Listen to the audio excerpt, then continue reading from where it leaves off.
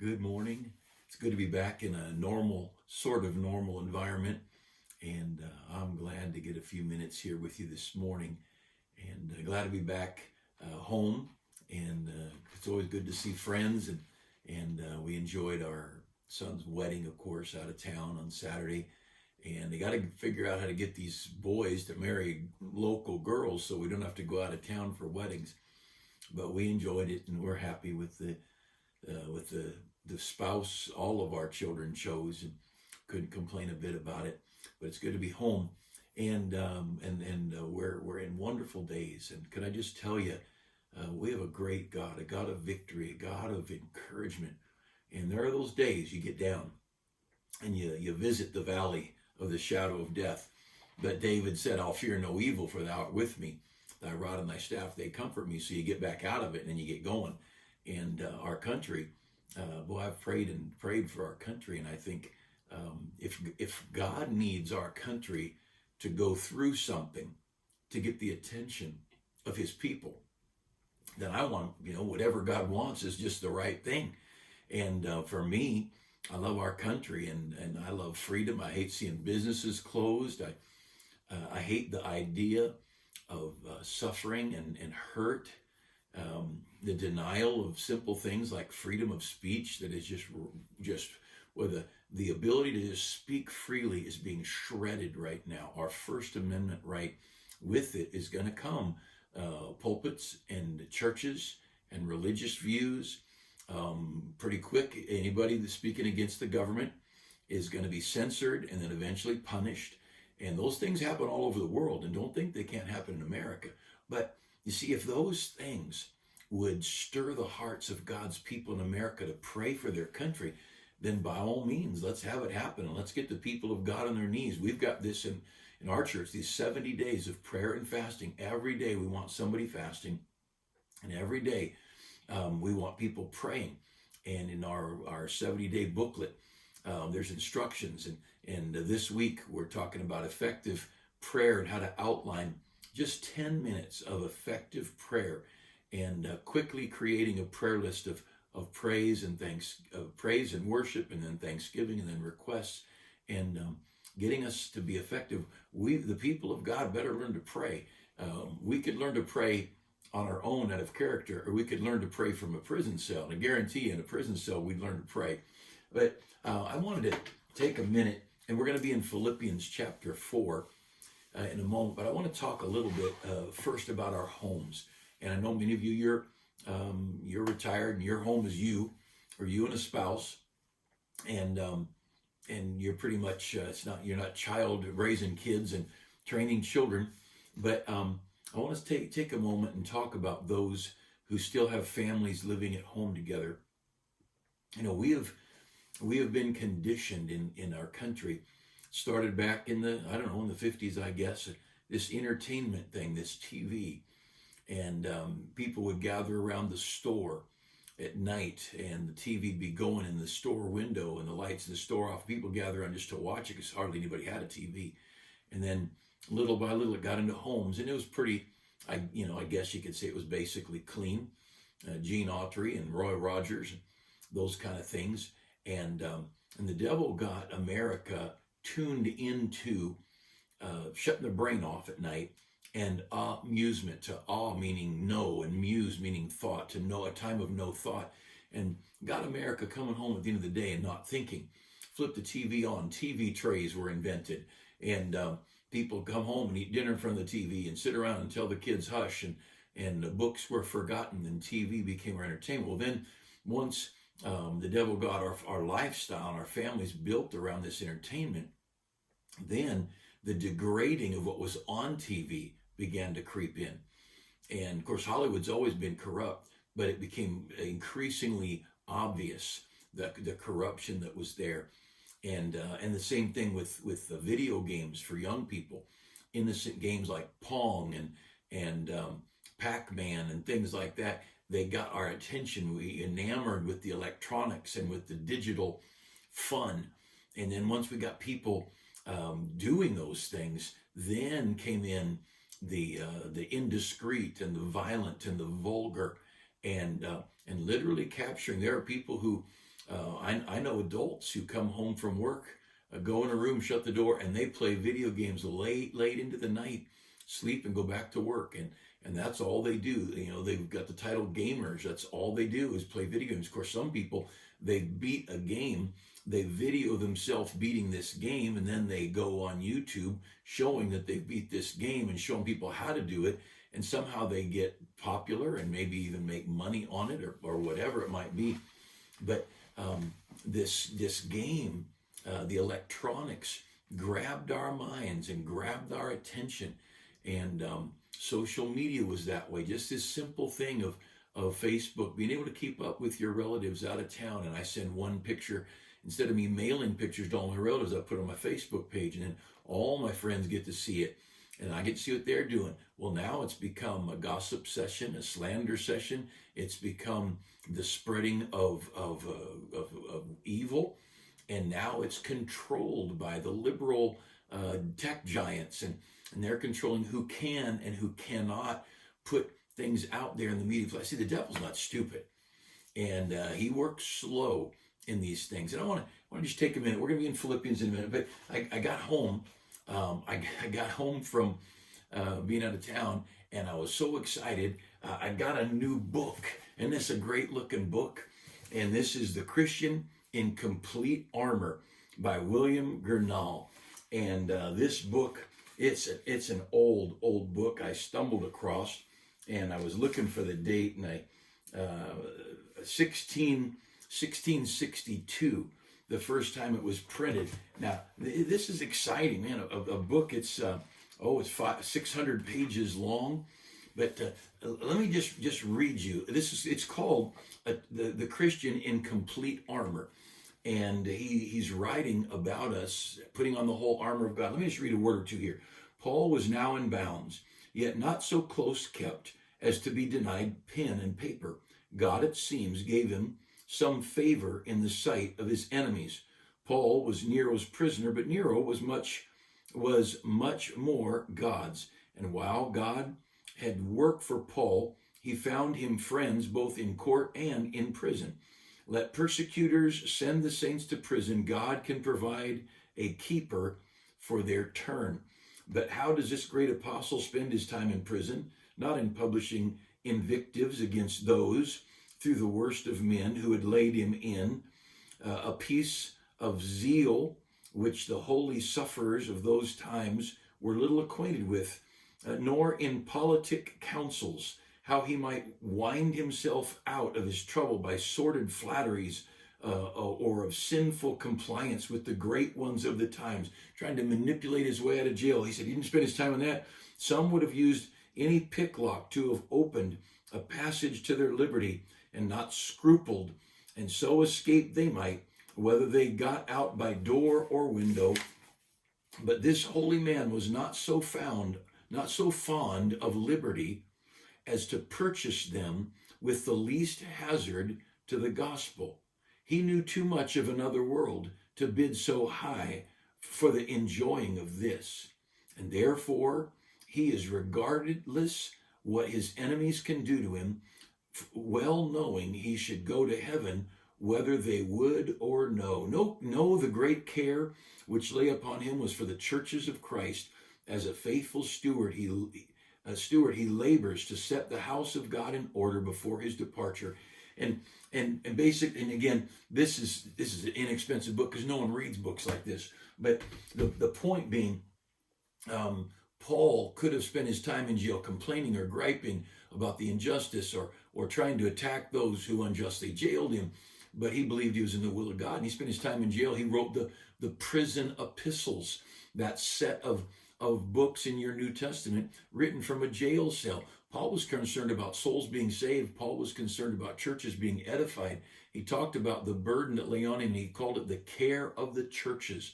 And this is a book, old book, but you read a page, you just put it down. And I just started. I'm on, I don't know, page 57 or 67 or something. But Charles Spurgeon said that next to the Bible, that is the most important book in any Christian's library. And I had never even heard of it till recently. And I found it as a digital book, ordered it, put it on my Kindle so I can read when I'm out and around. Because a book like that, I read a page here and there whenever I can. And then I got the hard copy here. But I want to say a word about reading. And again, we'll be in Philippians in just a moment. But about reading, our televisions have robbed us of books, and it's a criminal thing. We have done ourselves and our families a grave injustice to park them in front of televisions and computer screens instead of in front of books. See, books to me and my wife were a tool of continuing our kids' education. Let me just give you an example. Here's Blue Denim and Lace, a simple book I'm probably written on a 6th grade level by Dr. Jack Hyles. Simple philosophies about life, just simple things. Too many chiefs and not enough Indians. It's a 2-page chapter on we need good followers and no great leaders of any value without good followers.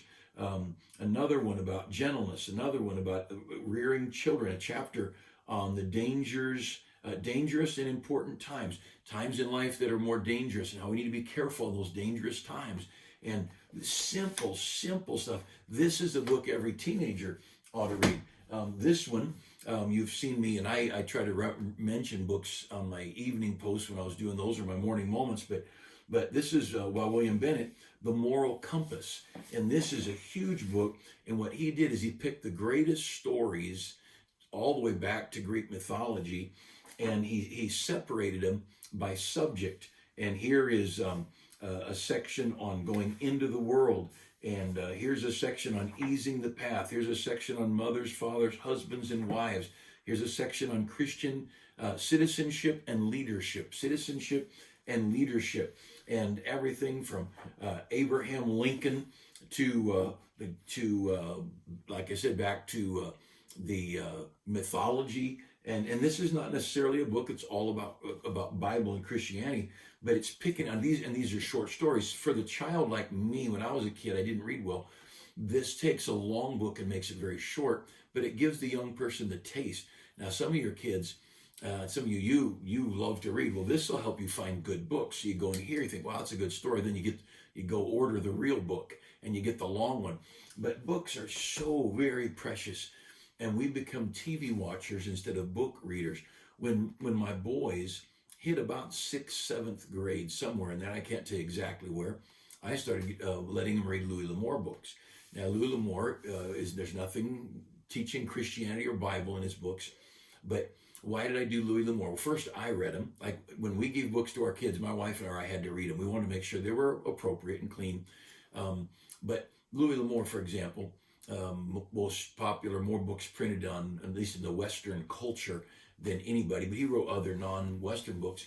But I'd go through it, and there's the bad guy in the book, so use bad language. I just went through and pinned out the bad words. Now, they might figure out what the word is, but it was a mental statement that word is not appropriate. So, and then I'd let them read it. The reason I did Louis L'Amour is, number one, is you never touch a woman inappropriately. And always treat women with discretion and courtesy. Number two, loyalty. They call it riding for the brand. You were loyal to your family. You paid your loved ones' debts if they died with debts. Loyal to the brand. You rode for the ranch who hired you. And never lie. You're going to be honest. If you said it, you're going to do it. And I see there are character traits in there. Standing up for what you believe. Willing to fight for what you believe. That's a great character trait in the Louis L'Amour books. And we've got a whole country today. If you were to survey all the mask wearers, I'm sure half of them don't believe they should wear them, but they're wearing them because they don't want to fight over it. And they'd rather have peace than stand up for what they believe. And again, we're 8 months into masks and social distancing, and it has not influenced the spread, or whatever you want to call it, of COVID at all. Now, it is interesting, there are no influenza deaths. You don't hear anything about influenza this year. It's all COVID. Our governor even said all flu deaths are going to be called COVID deaths, and flu cases are all COVID cases. See, 2 or 3 years ago, if you had a heart problem or cancer and you got the flu and you died of cancer, you died of heart disease. But this year, if you had cancer or heart disease and you died with COVID, and it's a COVID death. And that's why, again, I've mentioned this before, but you check COVID deaths for 10 years. I take deaths in America for 10 years, and it's a straight, even thing. We have no more deaths this year than we do this year. In fact, it's a little bit lower. than a couple of the past years, but it happens. Things vary year to year. But our deaths aren't spiked up by hundreds of thousands because they just changed what they're calling the deaths. They're blaming them all on COVID. Now, what you do is up to you. But if you believe something, Wildomar books will teach you to fight for it and stand up for it. I think boys need to learn to stand up for what they believe. We've got a soft generation, and no offense, ladies, we've got too many ladies raising boys, not letting their dad, not letting the man train the boy and raise the boy to be a man. And we are really hurting for men in America.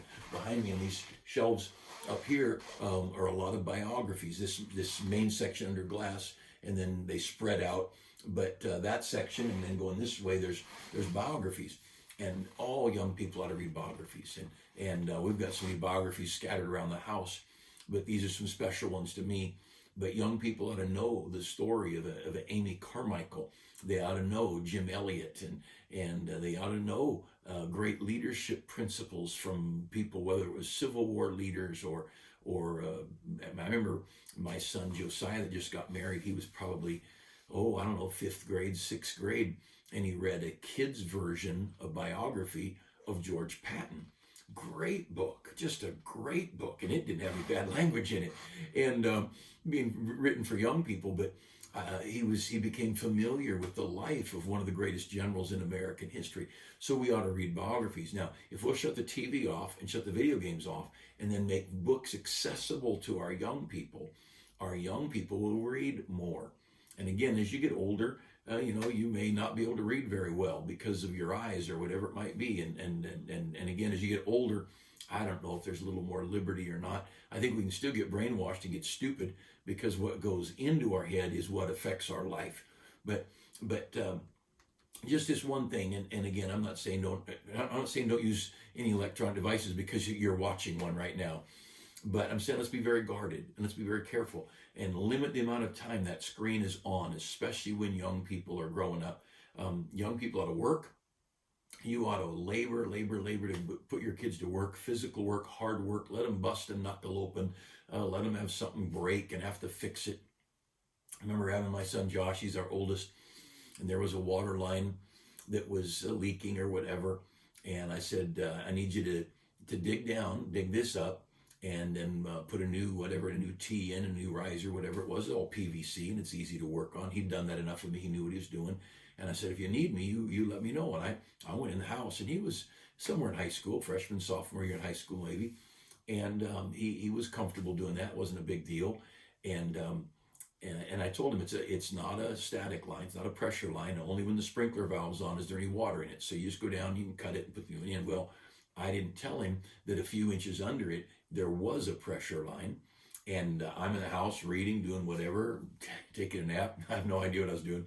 And he comes in just soaked. He'd been sprayed all over. He said, there's another water line down there. And I said, oh yeah, there is, isn't there? And he dug down further than he needed to get under the pipe, and he broke the pressure line, and water's just going everywhere. Well, now he gets to find out where the main shutoff is, and now he gets to dig down further and how to clean out a pressure line so there's no dirt in it, and fix the pressure line. And then now he's got a big old hole down there, and then he fixes the line that he started out to. And he learned all kinds of lessons that day. He learned that things go wrong, and you keep going, and you don't quit when things go wrong, and you don't cry when things go wrong. And he realized you can be doing your best and have something break, and then you got to fix it. And there's so much, but young people ought to work, and moms, let your boys work, and especially your boys, but girls too. They ought to work, and they ought to work hard. And anyway, not a child ring lesson, but this matter of reading, we have lost the love for books in our lives. I have a whole section up there. You can't see it, probably all of it, but I've probably got 3 feet of books on the King James Version of our Bible and why we believe the King James Version to be the Word of God. Any other version is a lie. And I'm not mad at anybody. People can use whatever version they want to use. It's up to them. And I think God can use anything he wants to use. So I've got a whole section. I've got a book. Anyway, we ought to have books, and we ought to study, and we ought to be students. And don't let your mind get dull just watching the television. But in Philippians, I wanted you to look at a verse that's familiar to many of you. But in Philippians, if you look at chapter 4, Galatians, and then Ephesians, and then Philippians, in Philippians chapter 4 and verse 8,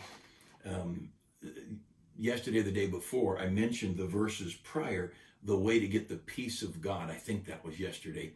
Verse 7, the peace of God which passes all understanding, so keep your hearts and minds, and how to get that peace. And I'm pretty sure that was yesterday when I was up at Lake Shasta. But look at verse 8 now. Finally, brethren. So he's been talking about rejoice in verse 4 and be moderate in verse 5 and be careful for nothing but pray, and in verse 6, and the peace of promise, of peace of God coming in verse 7. And then verse 8, and he says, fine, let me just add one more thing. Verse 8. Finally, brethren, whatsoever things are true. Now, here's a list of things. You might want to list these in your margin of your Bible, or underline each one, or number them so you know. And let me just count them with you. Whatsoever things are true, whatsoever things are honest, whatsoever things are just, whatsoever things are pure, whatsoever things are lovely. That's 5 things now. Whatsoever things are of good report. That's 6 things. If there be any virtue, that's 7. If there be any praise, that's 8. Think on these things. And then he says, those things which ye have both learned and received and heard in me do, and the God of peace shall be with you. And so he said, you've seen this, the stuff you've seen in me, the things you've seen me do, now you do it. And the God of peace will be with you. And so in verse 7, we've got the peace of God keeping our hearts. In verse 9, we've got the God of peace with us wherever we're going. Now, how do we get it? You notice in verse 8, we need to be careful what we think about. He says, finally, brethren, let's go to the end of it. At the end of verse 8, think on these things. Well, think on what? Well, these 8 things.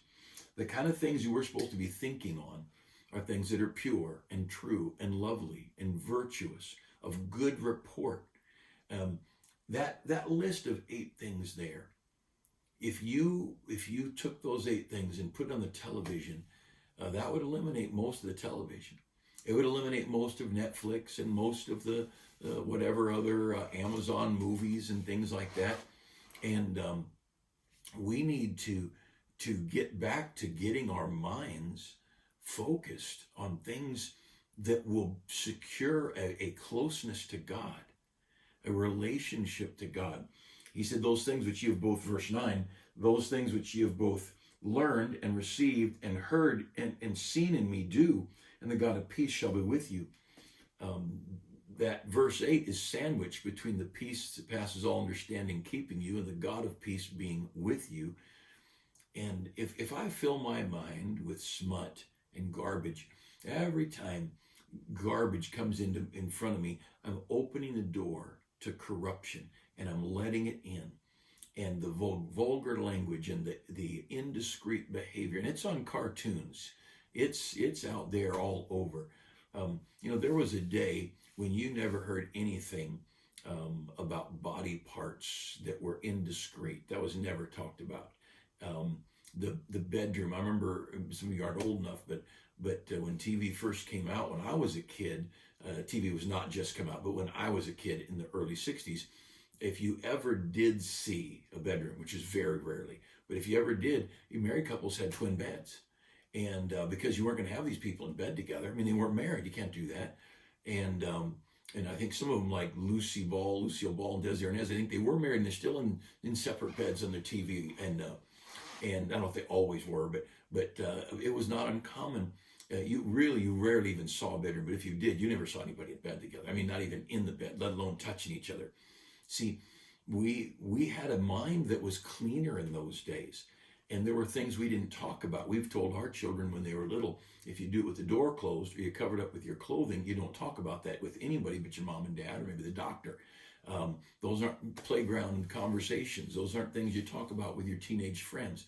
You just don't talk. Well, now a comedian isn't funny unless they're talking bedroom or bathroom and smut and dirty and inappropriate behavior. And see, you go back to Philippians 4:8, and the kind of thing we want to think about is, is it true? Is it honest? Is it just? Is it pure? Is it lovely? Think about the word lovely. I'm to focus my attention on things that are lovely and to guard that which gets into my mind. And, if you ever read a sermon by Charles Spurgeon, Spurgeon's tabernacle was filled tens of thousands of people. He could fill it 2 and 3 times a day when he'd preach, and 5 to 8,000 people would fit in that big met, depending on which building it was. They built a couple of them, but if you read his sermons, he just quoted the verses. He didn't say turn in your Bible to. Those people knew their Bibles, and he would read, he'd quote scripture from memory, or he'd have the scripture in his notes. And these people, they're the average person's vocabulary was good. And I know there were commoners and street people, and he spoke appropriately to them. If they were farmers, he used farmer language. Spurgeon didn't go to college, but he went to an agriculture college just for a short time, and you could read in his sermons when he was speaking in an area where there were a lot of outside of the city. He'd use that training, and so he was very appropriate in his vocabulary. But we don't know our Bibles, and we don't know history. What's going on in America today could not have happened had we guarded our children's education. But we thought these universities were so wonderful, and we thought you get a university education, you're going to get a good job, and you're going to make lots of money. Well, whoever thought that maybe having a moral mind and a good home, maybe that's more important than making money. But see, we let money be our God, and the love of money is the root of all evil. And so we got where colleges were so important, and everybody's got to go to college, and then scholarships being offered, and for everything, scholarship for track and field or basketball or football, or scholarships for academics, or scholarships for knitting and basket weaving. And pretty soon, you know why? Because those are professional liars, and they're making communists out of our kids, and they don't know it. You ask the young people, I've seen the interviews of college students, tell me anything you know about Lenin or Stalin or Mao, and the young people of America know nothing. They can't define the basic philosophies of communism and socialism and capitalism. We're in a culture that we have allowed our kids to be robbed. And again, they ought to read. Kids ought to read. And biographies, we ought to read World War II and find out, why did all those people die? They died because they believed communism and socialism was wrong. And we have failed as parents. And again, I wasn't even born, but you go back to the 50s, and I was born in 57, and we started giving up our kids' minds. And the TV got it, and then rock and roll got it, and then video games got it, and then all the movie industry got it, and we gave up Sunday school for Sunday sports, and parents weren't going to church, and I tell you that we have forgotten how to think, and the mess we're in America is, number one, we've forgotten God, and I'll be dealing with that Sunday. This weekend's our missions conference, and so Friday, Saturday, Sunday, hope you're there to be a part of our missions conference. But I'll in the pulpit, I'll talk a little bit about how we get where we are, and what's going on in America. We better seek after God with all of our heart, because he promised, if you seek me with all your heart, you'll find me. And we need God in this country. But I'll tell you that the greatest thing to me is whatever happens in our country, me and God, the God of peace shall be with you. That's the promise. If we guard our head and guard our heart, then the God of peace. If we'll pray, as I said yesterday, and commit our things to the Lord, in everything give thanks, and let our moderation be known, and if we'll bring our petitions to God, then the peace of God will keep our hearts and minds. And then if we will think on the right things, the God of peace will be with us. Now look, I don't care what country you're in. You can be in Tanzania, Africa, or you can be in Yugoslavia. You could be in some horrible, messed up place like North Korea, and the God of peace will be with you. It's getting our heads right. I want to encourage you, especially you that have young people at home, get books into your home, and let's get good things into our kids' heads. Now, tonight, hope you're there at church. Have a great night tonight, and we'll have online, of course, for those who need to stay home. The FM will be going in the parking lot if you can get that close, but we've got the overflow rooms at church if you want to come in, but not be real close to people. Everybody, whatever's best for you. We're going to have the teenagers are going to sing, and it'll be a good night. And I look forward to seeing you. Thank you for being so faithful. What a great Sunday. I was gone, but if you weren't there Sunday, and I can't pronounce his last name, Pastor Jose, 40 years in the ministry near Manila, right outside Manila, Philippines. He did an amazing job preaching Sunday night. Brother Valdez, our Spanish pastor, preached Sunday morning. He did a tremendous job. And wow, are we ever blessed. And we made budget again. Thank God for that. And well, I appreciate you. And hope you have a great Wednesday. And look forward to seeing you tonight as God allows and over the weekend.